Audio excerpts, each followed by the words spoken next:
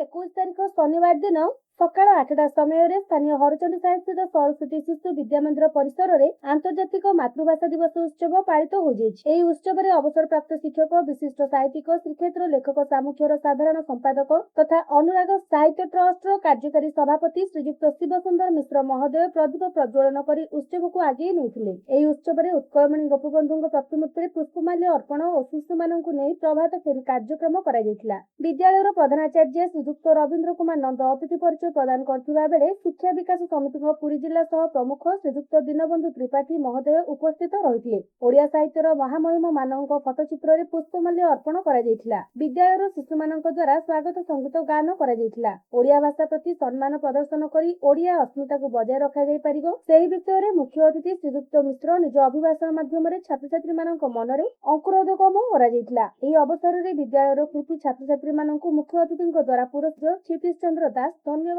ଅର୍ପଣ କରିଥିଲେ।